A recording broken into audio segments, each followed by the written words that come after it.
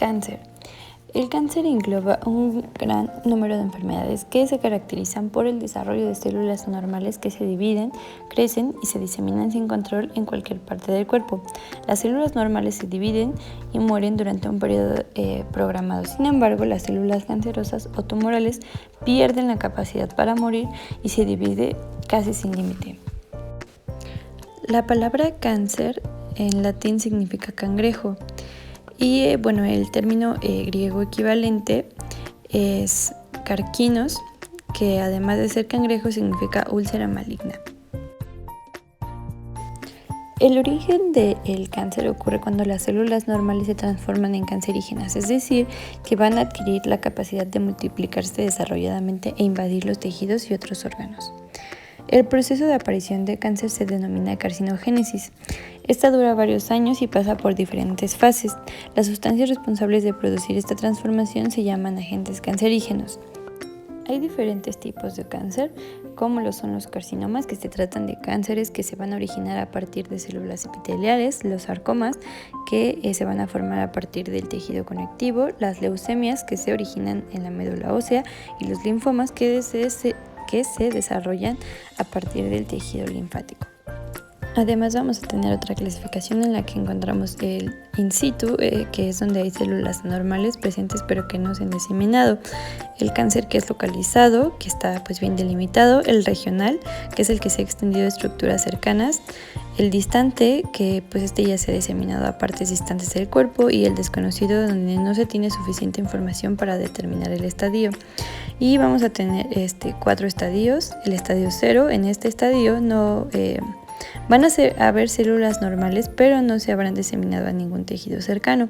En el estadio 1, 2 y 3 hay cáncer presente y el tamaño del tumor va a ser proporcional al riesgo. Y en el estadio 4 el cáncer se habrá diseminado a diversas y distantes partes del cuerpo.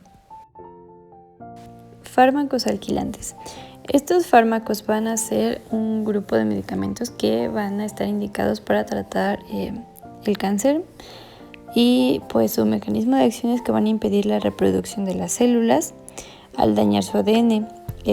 Estos medicamentos van a tener su acción en todas las fases del ciclo celular y se van a utilizar para diferentes tipos de cánceres, incluyendo el de pulmón, el de mama y el de ovario, así como las leucemias, el linfoma, la enfermedad de Hodgkin, el mieloma múltiple y el sarcoma.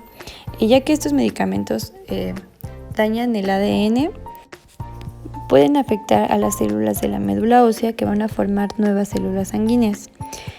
Algunos ejemplos de los agentes alquilantes son la altretamia, el busulfán, el carboplatino, carmostina, clorambucilo, cisplatinos, ciclofosfamida, lomucida, entre otros. El mayor riesgo que está presente, y eso es aproximadamente de 5 a 10 años después del tratamiento, es la aparición de leucemia. Antimetabolitos. Estos antimetabolitos van a ser fármacos utilizados en las quimioterapias que van a evitar la división de las células cuando se incorporan a estas, ya que van a interferir con el ADN y el ARN, sustituyendo los elementos fundamentales para formar estas moléculas.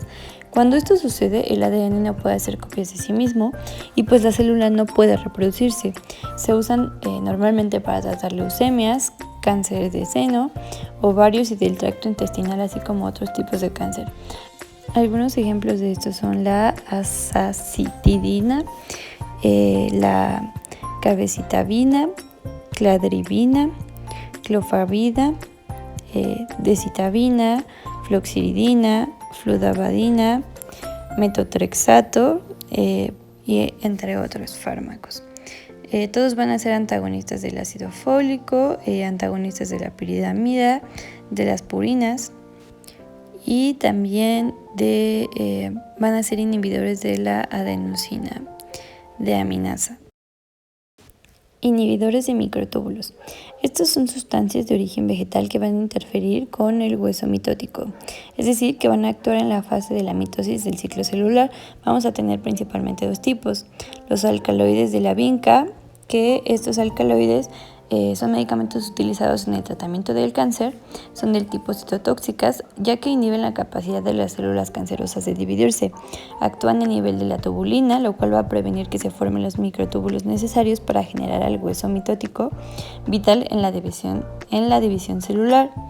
Se van a producir sintéticamente y se van a utilizar para tratamientos de quimioterapia contra el cáncer y en terapia inmunosupresora. Otro grupo de medicamentos que vamos a tener serán los taxanos. Estos van a ser medicamentos antineoplásicos. Estos medicamentos van a impedir el crecimiento celular al impedir la división de las células. Igualmente se utilizan para tratar el cáncer y son utilizados en los tratamientos de quimioterapia. Su principal mecanismo de acción es pues la inhibición de la función del microtúbulo mediante la estabilización del guanosidinofosfato unido a la tubulina, impidiendo el normal funcionamiento de los microtúbulos. Hormonas inhibidoras. Las hormonas del hipotálamo pueden dividirse en dos grandes categorías: las hormonas estimuladoras y las hormonas inhibidoras. Las hormonas inhibidoras van a desempeñar una función opuesta a las estimuladoras, es decir, que en vez de estimular la producción de hormonas corporales van a inhibir su secreción y generación. Actúan igualmente sobre la hipófisis y se producen en el hipotálamo y viajan hasta dicha región para realizar sus funciones determinadas. Existen dos distintos tipos de hormonas hipotalámicas inhibidoras: los factores inhibidores de PRL y la hormona inhibidora de GH. Los factores inhibidores de PRL están constituidos por la dopamina. Esta sustancia se va a generar en los núcleos arqueados y paraventriculares del hipotálamo. Esta va a viajar a través de los axones de las neuronas hasta las terminaciones nerviosas, donde va a liberarse en la sangre y se va a transportar a través de los vasos sanguíneos y va a llegar a la apófisis anterior. La inhibición se va a realizar mediante las interacciones con los receptores D2 y la dopamina va a inhibir la formación del AMP cíclico y la síntesis del fosfoinositol. Un ejemplo va a ser la somatostatina. Esta va a ser una hormona constituida de 14 aminoácidos que se va a distribuir en muchas células del sistema nervioso. Actúa como neurotransmisor en distintas regiones de la médula espinal y del tronco encefálico. Va a intervenir directamente en la regulación de la secreción de la insulina y glucagón y va a constituir el ejemplo de control paracrino hormonal. Va a actuar a través de 5 receptores acoplados a proteínas G y se va a utilizar en diversas vías de segundos mensajeros. Asimismo, va a inhibir la secreción de GH y va a reducir las respuestas de esta hormona a los estímulos segregados. Gota. Esta va a ser una enfermedad de tipo reumática que va a afectar entre el 1 y el 2% de la población. Se va a producir por la formación de cristales de urato en los tejidos y en las articulaciones. Estos cristales van a causar una respuesta inflamatoria que va a afectar a las partes más distales del cuerpo, puesto que estas son las zonas más frías. Por este motivo, el pie va a ser el miembro que se va a ver más afectado. En resumen, pues va a ser el dedo gordo del pie. Puede aparecer por dos causas principales. La primera es una superproducción de ácido úrico y la segunda es que el riñón no está eliminando correctamente el ácido úrico que segrega nuestro cuerpo. Entre los síntomas más frecuentes está el dolor en alguna articulación del pie de forma repentina. El dolor aumenta en la noche y pues la zona afectada tiene una apariencia inusual. La zona suele estar caliente, enrojecida, en ocasiones inflamada y con falta de movilidad, es decir, rígida. Allopurinol. Este va a ser un medicamento que se utiliza en el tratamiento de la gota y los altos niveles de ácido úrico en el cuerpo causado por ciertos medicamentos para tratar el cáncer y los cálculos renales. El allopurinol pertenece a una clase de medicamentos llamados inhibidores de oxidasa de xantina. Está contraindicado en los pacientes que tengan hipersensibilidad a los componentes de la fórmula y no se debe reiniciar la administración del fármaco en pacientes que han desarrollado reacciones de hipersensibilidad al medicamento, tampoco en mujeres en etapa de lactancia y en niños. En su dosis y vida de administración, en promedio es de 200 a 300 miligramos al día para pacientes con gota leve y de 400 a 600 miligramos al día para aquellos pacientes que tengan gota más avanzada y moderadamente severa. Se puede administrar en dosis divididas. Colchicina. Este medicamento va a estar indicado como coadyuvante en el tratamiento de la gota y de la cirrosis hepática, ya que va a ayudarnos a aliviar el dolor y la inflamación propios del ataque agudo de la gota. Puede administrarse combinado con allopurinol y salicilatos. Está indicado también para reducir la frecuencia y la severidad de ataques agudos de gota artrítica en pacientes con gota crónica. Está contraindicado en personas que tengan hipersensibilidad al medicamento, insuficiencia hepática o insuficiencia renal, así como afecciones gastrointestinales, embarazo y lactancia. Un efecto adverso muy marcado es que, como este medicamento detiene la división celular en los animales y plantas, ha provocado la disminución de la espermatogénesis en humanos. La dosis y vía de administración es una tableta cada 2 horas, máximo 6 días. Hiperplasia prostática. Como sabemos, la próstata es una glándula que produce parte del líquido que transporta los espermatozoides durante la eyaculación. Dicha glándula rodea la uretra, el conducto por el que se orina del cuerpo. Entonces, cuando hay un agrandamiento de la próstata, significa que esta glándula se ha vuelto más grande y pues sucede en la mayoría de todos los hombres cuando van envejeciendo. Este agrandamiento se llama así hiperplasia prostática benigna, no es un cáncer y no aumenta el riesgo de cáncer de próstata. No se conocen las causas en realidad. Los factores están ligados al envejecimiento y los cambios de las células de los testículos que pueden intervenir en el crecimiento de esta glándula, al igual que los niveles de testosterona. Algunos de los síntomas son goteo al final de la micción, incapacidad para orinar, vaciado incompleto de la vejiga, incontinencia, necesidad de orinar 2 o más veces por la noche, micción dolorosa u orina con sangre, dificultad o demora para comenzar a orinar, así como hacer fuerza para orinar o chorro de orina débil. Tamsulosina. Este va a ser un medicamento que se va a indicar en los síntomas del tracto urinario inferior asociados a la hiperplasia benigna de próstata. Su mecanismo de acción va a ser que se va a fijar selectiva y competitivamente a los receptores alfa-1 postsinápticos, en particular a los subtipos alfa-1A y alfa-1D, produciendo relajación del músculo liso y de la próstata y de la urea. En la dosis y vía de administración va a ser vía oral, una cápsula de liberación modificada después del desayuno o de la primera comida del día. Debe ingerirse entera con un vaso de agua mientras esté sentado y pues no de pie o tampoco acostado. No debe romperse ni masticarse. Y también hay los comprimidos de liberación prolongada que van a administrarse independientemente de las comidas y se van a ingerir enteros y pues de igual forma no deben de romperse ni masticarse. Sildenafil. Este es un fármaco utilizado para tratar la disfunción eréctil y la hipertensión arterial pulmonar. Originalmente fue desarrollado por científicos británicos y luego llevado al mercado por la compañía farmacéutica Pfizer, pues ya demasiado reconocida. Tiene acción inhibidora. Esto va a producir relajación del músculo liso trabecular de los cuerpos cavernosos y dilatación vascular, y como consecuencia va a aumentar el flujo sanguíneo hacia los espacios cavernosos y la presión intracavernosa, que esto va a ser un factor determinante para la erección periana. La dosis recomendada es de 50 miligramos tomados a demanda aproximadamente 1 hora antes de la actividad sexual. En base a la eficacia y tolerabilidad, la dosis puede aumentar a 100 miligramos o disminuir a 25. Anfetaminas. Estas van a ser drogas estimulantes muy adictivas que van a acelerar las funciones del cerebro y del cuerpo. Muchas vienen en formas de pastillas o de comprimidos. Algunas pastillas para perder peso de venta con receta pueden caer en la categoría de una droga. Las anfetaminas se pueden tragar, fumar, inyectar o esnifar. ¿Cómo funcionan? Las anfetaminas causan una rápida subida, haciendo que el consumidor se sienta lleno de energía, de poder y en un estado de alerta máxima. Además se va a acelerar la frecuencia cardíaca, la respiración, la tensión arterial y también puede causar sudoración, temblores, dolores de cabeza, insomnio y visión borrosa. Su uso prolongado puede causar alucinaciones. Cocaína. Es un estimulante extremadamente adictivo que afecta directamente el cerebro. Normalmente se vende en las calles en forma de un polvo blanco, fino y cristalino.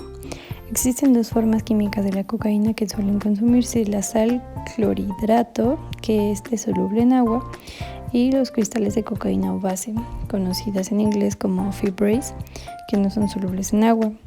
La sal de clorhidrato, la forma en polvo de la cocaína, se consume de forma inyectada o inhalada. Los cristales de cocaína o fibrase han sido procesados con amoníaco o bicarbonato sódico y agua, y luego calentados para eliminar el clorhidrato y producir una sustancia que se puede fumar. El término crack, el nombre de la calle para los cristales o base de cocaína, se refiere al sonido crujiente que se oye al fumar esta mezcla.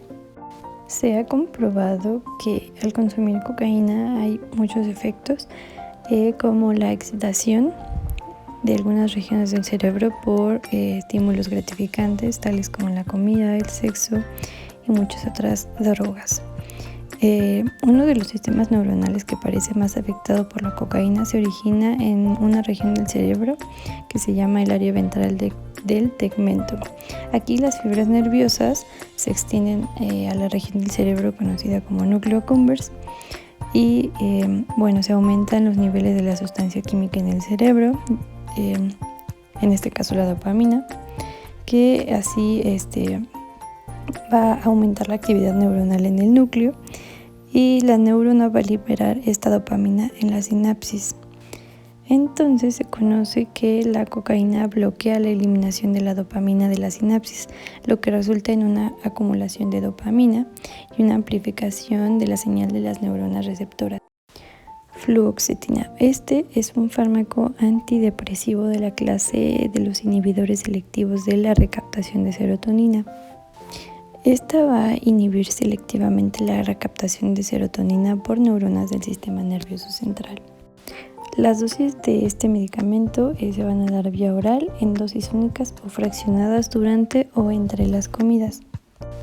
Tiene muchos efectos adversos como la disminución del apetito, el insomnio, ansiedad, nerviosismo, inquietud, tensión, disminución del líbido, trastornos del sueño, sueños anormales, alteración de la atención, mareos, letargo, somnolencia, temblor, visión borrosa, palpitaciones, rubor, bostezos, vómito, dispepsia, sequedad de la boca, erupción urticaria, prurito, hiperhidrosis, entre muchas otras.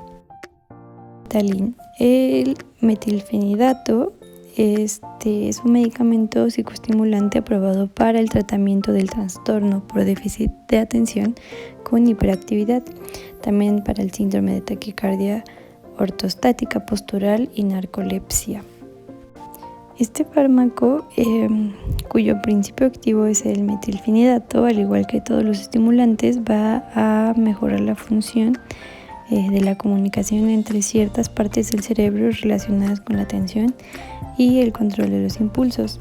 Sin embargo, tiene algunos efectos secundarios como los demás fármacos estimulantes, como dolor de cabeza y de estómago, irritabilidad y mal humor, nerviosismo y en muchas ocasiones pérdida de peso. Existen dos presentaciones: la de acción corta, que funciona dentro de un periodo de 3 a 4 horas, y también está la presentación de liberación prolongada, conocida como Ritalin LA, que se libera lentamente en el cuerpo a lo largo del día y su efecto dura de 6 a 10 horas. El efecto del medicamento va a variar, ya que los niños metabolizan los fármacos de manera diferente. Generalmente el efecto no dura tanto. Y en su presentación vienen tabletas de 3 dosis de 5 miligramos, 10 miligramos y 20 miligramos, y por lo general se toma 2 o 3 veces al día. LSD. LSD significa dietilamida de ácido lisérgico. Esta es una droga alucinógena y pues estas drogas van a cambiar de forma en la que la gente experimente el mundo que le rodea.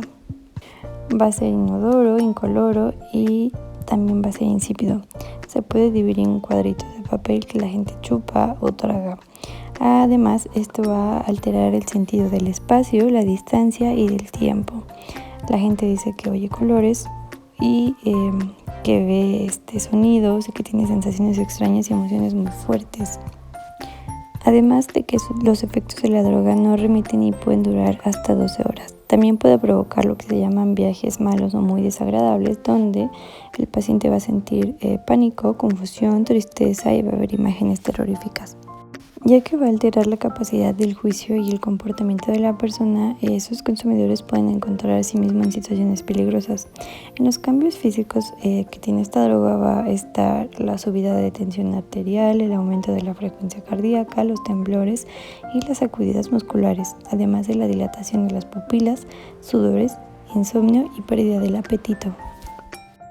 Amitriptilina. Este va a ser un fármaco antidepresivo, tricíclico y un analgésico que va a evitar la recaptación y por lo tanto la inactivación de la noradrenalina y la serotonina en las terminaciones nerviosas. La prevención de la recaptación de estos neurotransmisores va a potenciar su acción en el cerebro, lo que parece asociarse a la actividad antidepresiva. El mecanismo de acción también va a incluir efectos bloqueantes sobre los canales iónicos de sodio, el potasio y el NMDA, tanto a nivel central como a nivel modular. Ya que este medicamento puede producir sedación y mareos, se debe indicar a los pacientes que si experimentan alguna de estas, se debe evitar la realización de tareas peligrosas como conducir o utilizar máquinas. Además tiene muchas reacciones adversas como la agresión, el estado de confusión, la disminución del líbido, entre muchas otras más. Efedrina. Este va a ser un medicamento alfa y beta adrenérgico que va a ser un potente estimulante central, vasoconstrictor periférico, broncodilatador, además va a aumentar la presión arterial y va a estimular el centro respiratorio. Está indicado para presencia de asma bronquial, fiebre del heno, coadyuvante de jaquecas, urticaria, eczema, neurodermis, exantemas séricos, edema de Quincke, espasmo bronquial y ataque agudo de asma bronquial. Tiene algunos efectos adversos como ansiedad, insomnio, cefalea, mareos, temblor, debilidad muscular, taquicardia, palpitaciones, dolor precordial y también la palidez. No se recomienda que se recete en el embarazo y tampoco en la lactancia, ni tampoco en personas que tengan hipersensibilidad a la efedrina, trombosis coronaria, hipertensión y tirotoxicosis. Clonazepam. Este va a ser un fármaco perteneciente al grupo de las benzodiazepinas que va a actuar sobre el sistema nervioso central con propiedades ansiolíticas, anticonvulsionantes, miorelajantes, sedantes, hipnóticas y estabilizadoras del estado de ánimo. Sus efectos se deben a la inhibición postsináptica mediada por GABA. Está indicado para epilepsias del lactante y del niño, pequeño mal típico o atípico y crisis tónico-clónicas generalizadas, primarias o secundarias. También en epilepsia del adulto, crisis focales y estatus epiléptico. Su modo de administración es las gotas se deben mezclar con agua, té o zumos de frutas y se administrarán con una cuchara. Nunca deben de administrarse las gotas directamente del envase a la boca. Puede causar algunas reacciones adversas como el cansancio, somnolencia, astenia, hipotonía o debilidad muscular, entre otras. Donepezilo. Este va a ser un derivado de la piperidina. Es un inhibidor específico y reversible de la acetilcolinesterasa que se va a utilizar para el tratamiento sintomático de la enfermedad de Alzheimer leve y moderada. Su mecanismo de acción es que es un inhibidor específico y reversible de la acetilcolinesterasa, colinesterasa predominante en el cerebro. Está indicado para enfermedades de Alzheimer y está contraindicado para hipersensibilidad al medicamento o derivadas de la piperidina o en embarazo.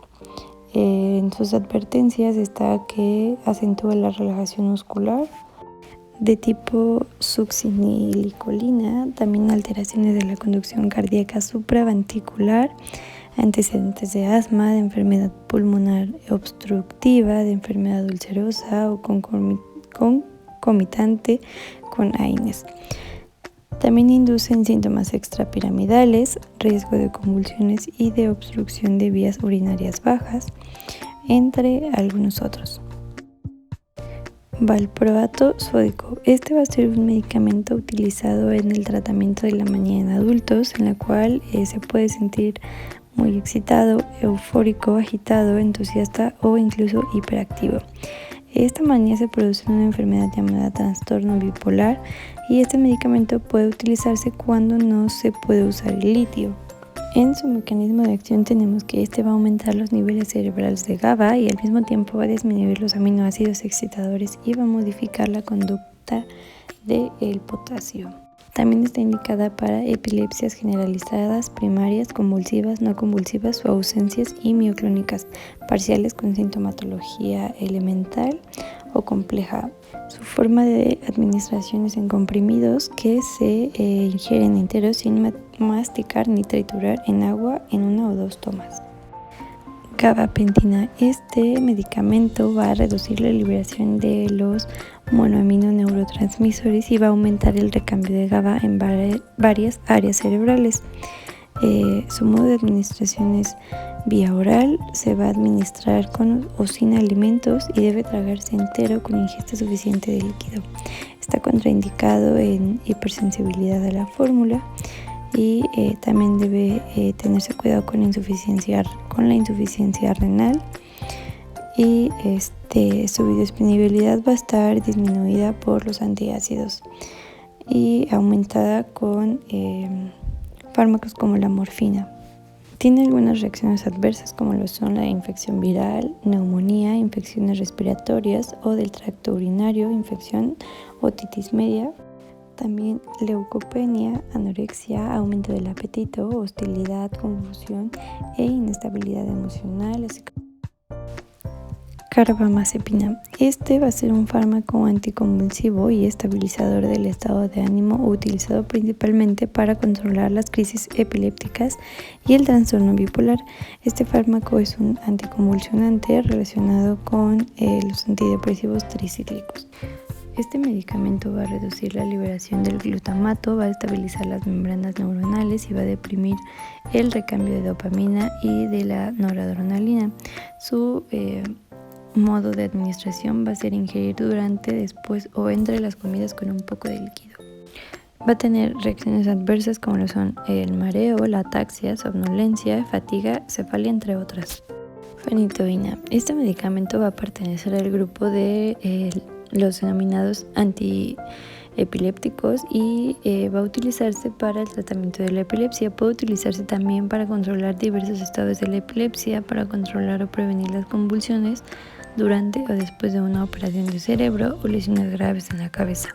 También puede utilizarse para tratar la neuralgia del trigémino, más comúnmente conocido como el dolor de la cara por este nervio. Este medicamento puede tomarse antes o después de las comidas, ya que la ingesta de cantidades elevadas de alcohol puede afectar también la concentración de la phenytoin en la sangre, entonces pues no se recomienda. Tampoco se recomienda tomar cuando hay embarazo o lactancia, y ya que esta puede producir mareos o somnolencia, especialmente durante las primeras semanas de tratamiento. Al experimentar estos síntomas no debe conducir ni tampoco usar herramientas ni máquinas ni ninguna actividad peligrosa. En la vía de administración en los adultos está entre 200 miligramos y 500 miligramos al día como dosis única y dividida. En niños y bebés se empieza con una dosis dependiente del peso de 5 miligramos al día por cada kilogramo de peso y se administra en dosis divididas 2 veces al día. Va a causar algunos efectos adversos como jadeos repentinos, dificultad respiratoria, hinchazón de los párpados, cara o labios, así como erupción cutánea o picor, especialmente que afecta a todo el cuerpo. Cannabinoides. Estos van a ser compuestos químicos que van a actuar sobre los receptores cannabinoides presentes en el cuerpo humano, así como en el organismo de otros mamíferos. Los receptores cannabinoides tienen un efecto directo sobre la liberación de neurotransmisores en el cerebro, es decir, que van a influir en la forma en la que el cerebro procesa la información y los compuestos químicos. Los principales receptores cannabinoides que conocemos han recibido el nombre de CB1 y CB2, que se van a encontrar en diferentes áreas del cerebro y del sistema nervioso, lo que significa que estos van a controlar diferentes funciones y van a tener un efecto sobre diferentes aspectos de la salud. En las propiedades que tienen estas plantas está que van a actuar sobre enfermedades como la demencia u otros trastornos neurodegenerativos, así como efectos neuroprotectores del cannabis. También es importante mencionar que existen diversos tipos de cannabinoides según su origen. Se clasifican en los fitocannabinoides que se encuentran en la planta cannabis sativa, que son endógenos o endocannabinoides. Estos los producen los animales y el cuerpo humano. Y por último están los cannabinoides sintéticos, es decir, se diseñan en los laboratorios y no son naturales. THC. Esto es tetrahidrocannabinol, que es el cannabinoide más conocido de la marihuana, aunque pues es famoso por sus efectos psicoactivos. También tiene aplicaciones terapéuticas.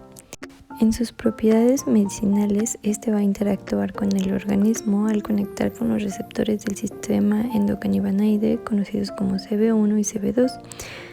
También tiene propiedades analgésicas, antiepilépticas, antiinflamatorias y antieméticas.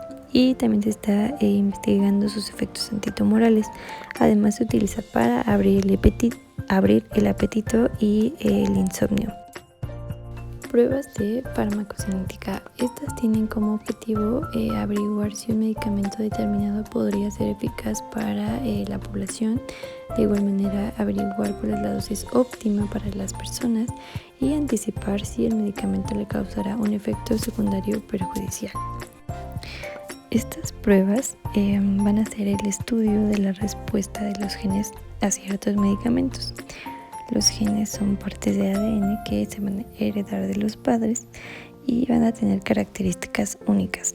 Entonces, en esta prueba se van a explicar por qué los genes responden de manera muy diferente a un mismo medicamento tomando la misma dosis. Y también se puede explicar por qué un medicamento causa efectos secundarios perjudiciales en algunas personas, pero en otras no. Tinción de azul de toluidina. Este va a ser un producto que se va a utilizar para el diagnóstico in vitro de la tensión nuclear y para la visualización de la metacromasia en cortes histológicos. En la microscopía es utilizado para el diagnóstico celular de la medicina humana y se empleó en el examen histológico de muestras de origen humano. Se trata de un colorante seco que se utiliza para la preparación de una solución de colorante junto con otros materiales de diagnóstico in vitro pertenecientes a nuestra cartera. Hace evaluables determinadas para el diagnóstico de estructuras de destino mediante la fijación, dado el caso de inclusión, tinción con la solución azul de toluidina o también la contratensión y el montaje en el material del examen histológico. Receta número 1. La enfermedad base que va a tener nuestro paciente va a ser hipertensión y dislipidemia. Como sabemos, la hipertensión, su valor normal de la tensión arterial va a ser de 120/80 mililitros de mercurio, lo que nos deja pensar que nuestro paciente está manejando más de 140/90 mililitros de mercurio. Y pues la dislipidemia va a ser el nivel excesivamente elevado del colesterol. El primer medicamento que va a tomar nuestro paciente va a ser losartán con hidroclorotiazida. El mecanismo de losartán es que va a disminuir la presión arterial y la de la hidroclorotiazida va a provocar que los riñones eliminen mayor cantidad de sales, por ende va a reducir la presión arterial. Después tenemos al metoprolol. Este medicamento está recetado para tratar la hipertensión o padecimientos como angina de pecho. También la dosis que está tomando va a ser la adecuada porque la habitual va a ser de 50 a 400 miligramos en una o en 2 dosis.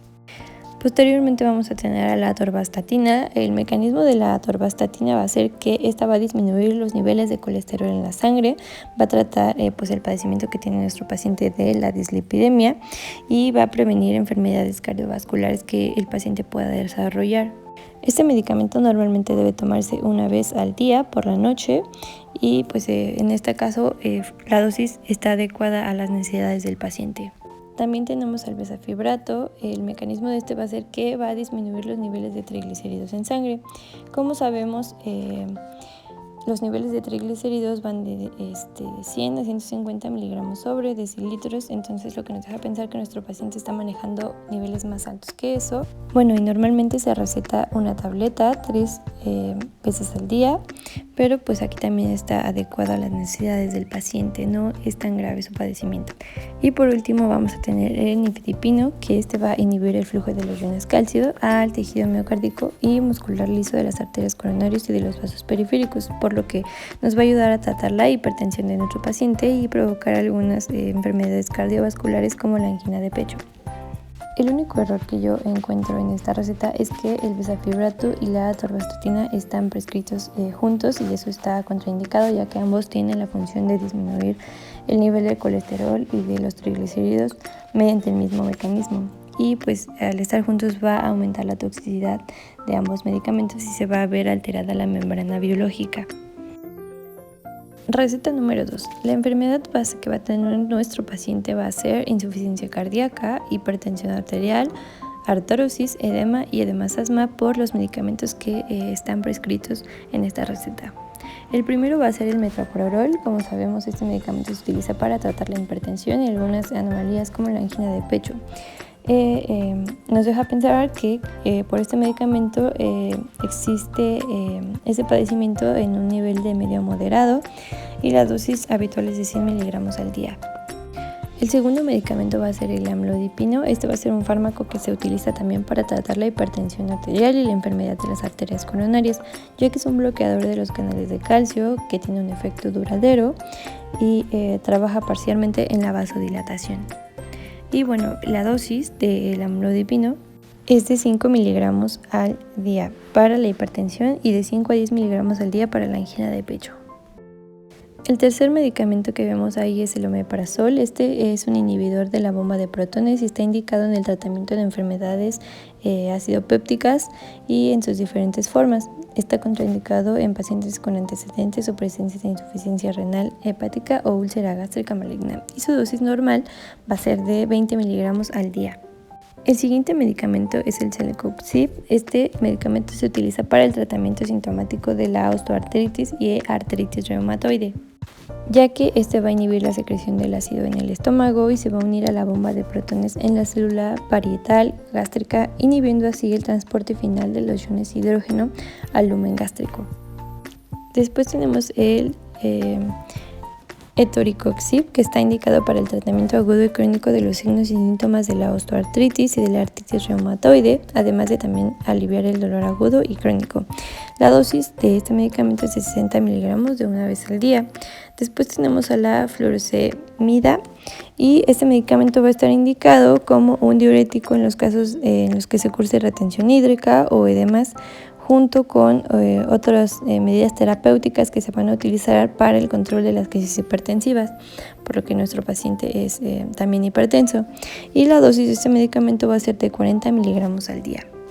Después tenemos el paracetamol. Como sabemos, este va a ser un analgésico, un antipirético, y pues va a inhibir la síntesis de las prostaglandinas en el sistema nervioso central y va a bloquear la generación del impulso doloroso a nivel periférico. Y por último vamos a tener al salmeterol y a la fluticasona. Estos medicamentos van a estar indicados para el tratamiento regular de la enfermedad obstructiva reversible de las vías aéreas, incluyendo el asma, el EPOC, que pues es la enfermedad pulmonar obstructiva crónica, también como la bronquitis crónica también, y el enfisema. Este medicamento se debe administrar con regularidad, aun cuando el paciente se encuentra asintomático, y la dosis es de un disparo cada 12 horas. Por último tenemos a los análisis clínicos. Un análisis clínico va a ser un primer acercamiento, es decir, que es un tipo de prueba exploratoria que va a consistir en la toma de muestras biológicas del paciente y en un examen de laboratorio para confirmar o descartar un diagnóstico, además de también detectar anomalías o obtener información necesaria sobre alguna enfermedad para así poder aplicar un determinado tratamiento y el más adecuado para nuestro paciente. En estos análisis vamos a encontrar una química clínica. El primer valor va a ser la glucosa, que se va a referir a la cantidad o el nivel de glucosa que van a estar en la sangre. Nuestro paciente tiene un valor de 91.5 miligramos sobre decilitro, lo que se considera normal, ya que pues un valor inferior a 140 miligramos sobre decilitros está dentro del rango normal. Si el valor superara 140 miligramos, se va a considerar prediabetes o tolerancia alterada a la glucosa. Después vamos a tener la urea. Este va a ser un compuesto químico cristalino e incoloro que se va a encontrar en mayor proporción en la orina, en el sudor y en la materia fecal. Entonces, pues la urea va a ser el producto final del metabolismo de las proteínas. Nuestro paciente tiene un valor de 32.8 miligramos sobre decilitros, lo que lo ubica en el valor normal, ya que pues el rango de los valores normales va a ser de entre 12 a 54 miligramos sobre decilitros. Después vamos a tener al nitrógeno ureico. El nitrógeno ureico va a ser uno de los productos de desecho que los riñones van a eliminar en la sangre. El valor que tiene nuestro paciente es de 15.3 miligramos sobre decilitros, lo que se considera dentro del valor normal. Los valores normales serían de 6.0 a 20.0 miligramos sobre decilitros. El siguiente es la creatinina en suero. Esta prueba va a medir el nivel de creatinina que haya en la sangre. Se hace para ver que también están funcionando los riñones. Nuestro paciente tiene un valor de 1.35 miligramos sobre decilitros, lo que nos hace pensar que tiene un poco elevado ese valor, ya que los valores normales son de 0.7 a 1.3 miligramos sobre decilitros. El siguiente valor es el que corresponde a la relación Bohm-creatinina. Este valor se refiere a la relación que hay del Bohm y de la creatinina y puede ayudar al médico a detectar problemas como la deshidratación o niveles anormales en el Bohm o en la creatinina. Nuestro paciente tiene un valor de 11.4, lo que nos deja pensar que es un valor normal, ya que los rangos normales están de entre 4.0 y 40.0. Después tenemos al ácido úrico en suero, que este ácido va a ser un químico que se va a crear cuando el cuerpo va a descomponer sustancias llamadas purinas. Las purinas se van a producir normalmente en el cuerpo y también se encuentran en algunos alimentos y bebidas que consumimos. Nuestro paciente va a tener un valor de 7.4 miligramos sobre decilitro, lo que nos deja pensar que sus valores son elevados, ya que los rangos normales son de entre 2.4 y 5.7 miligramos sobre decilitros. Después vamos a tener el colesterol total. El colesterol total va a ser la cantidad de lipoproteínas de baja densidad, es decir, el colesterol LDL, y de lipoproteínas de alta densidad, es decir, el colesterol HDL, que están presentes en la sangre. Nuestro paciente tiene un valor de 150.5, que nos deja pensar que pues está dentro del valor normal, que sería menos de 200.0 miligramos sobre decilitros de colesterol total. Después vamos a tener a los triglicéridos. Estos van a ser un tipo de grasa que va a estar presente en la sangre.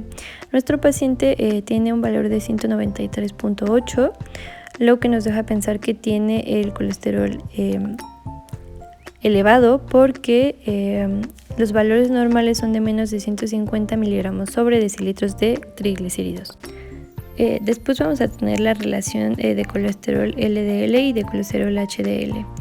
Estas cifras, entre más altas, van a significar un mayor riesgo de enfermedades cardíacas. Nuestro paciente tiene 1.57, lo que se encuentra en el rango normal, que es de 0 a 2.50.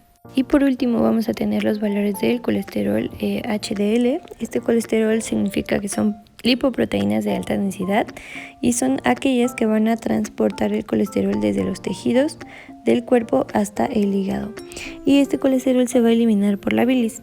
Nuestro paciente tiene un nivel de 50.0, lo que nos deja pensar que pues tiene su colesterol un poco alto, ya que el nivel normal es de menos de 65.0 de miligramos sobre decilitros.